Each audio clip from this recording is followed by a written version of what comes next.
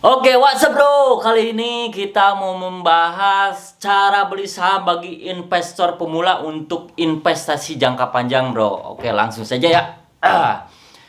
Banyak orang tertarik berinvestasi ke pasar modal. Berikut penjelasan dengan lengkap cara beli saham di Bursa Efek Indonesia. Investor memantau perdagangan saham melalui gawainya di Jakarta Jumat 13/11/2020 setelah seharian berada di zona merah karena investor melanjutkan aksi ambil untung.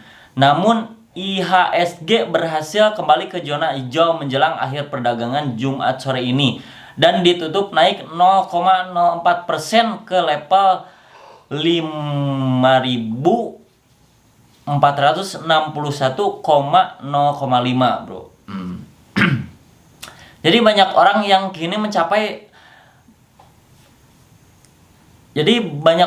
mencari tahu cara beli saham karena tertarik berinvestasi di pasar modal.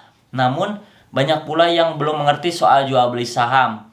Saham adalah instrumen investasi yang menjadi bukti kepemilikan dari sebuah perusahaan atau bukti dari penyertaan modal. Saham merupakan investasi yang tergolong beresiko tinggi atau high risk.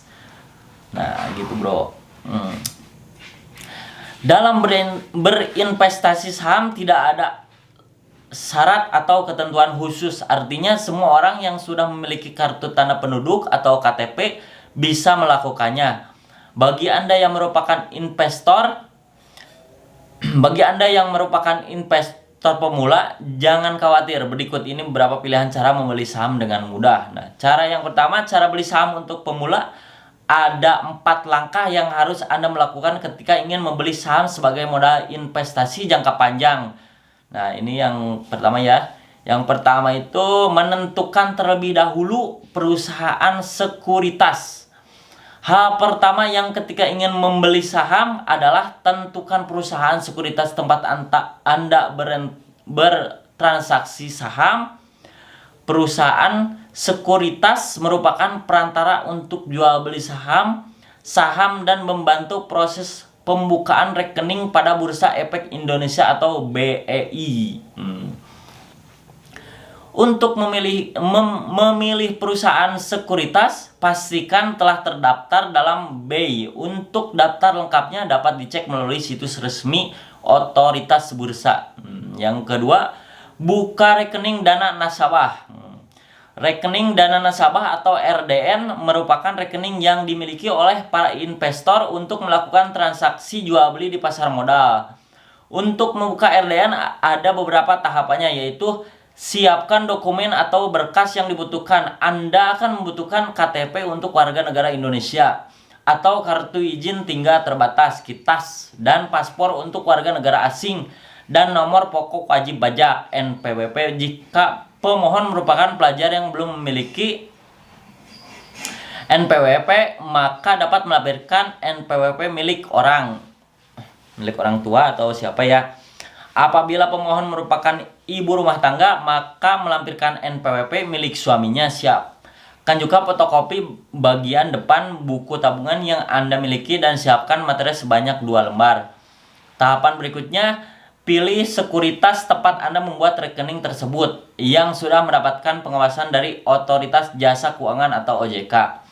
Nah, yang ketiga, isi formulir dan seluruh informasi yang dibutuhkan. Selanjutnya, Anda dapat menyetorkan deposito awal pada RDN tersebut. Nilai setoran awal dari setiap bank sekuritas berbeda, dengan umumnya ada sekitar Rp 100.000 hingga Rp 3 juta. Nah, oke bro, jadi gitu ya.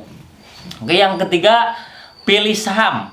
Setelah memiliki RDN, Anda dapat langsung memilih saham yang hendak dibeli. Untuk memilih sahamnya, Anda bisa menggunakan aplikasi milik sekuritas. Namun sebelum memutuskan membeli saham dari sebuah perusahaan, pastikan Anda telah membaca laporan keuangan dan hal-hal lainnya yang berhubungan dengan kinerja perusahaan tersebut. Saham yang digunakan untuk investasi jangka panjang harus dipikirkan dengan baik. Belilah saham dari perusahaan yang memiliki nilai fundamental baik. Untuk pemula dapat membeli saham blue chip alias saham yang dimiliki oleh perusahaan dengan reputasi atau track record yang baik. Saham jenis ini nilainya cenderung naik dari tahun ke tahun sehingga cocok untuk investasi jangka panjang. Apabila sudah yakin dengan saham tersebut, Anda bisa langsung membelinya. Oke, lanjut 4. Pantau pasar. Nah, setelah melakukan tahapan cara beli saham, lanjutkan Anda bisa memantau kondisi pasar dari waktu ke waktu. Tidak perlu mengecek portofolio setiap hari, tapi cukup pantau saja dari sosial media atau media lain yang memang mengulas harga saham setiap harinya. Anda dapat menambah saham yang dimiliki dengan membelinya saat nilai pasar dagang turun. Nah, agar bisa mendapatkan keuntungan yang besar di kemudian hari. Oke. Oke bro, jadi gitu ya. Oke, terima kasih. Kita lanjut lagi besok. Ya. Terima kasih. Jangan lupa like, comment, subscribe channelnya Audia FM. Ya, wassalam. Dadah.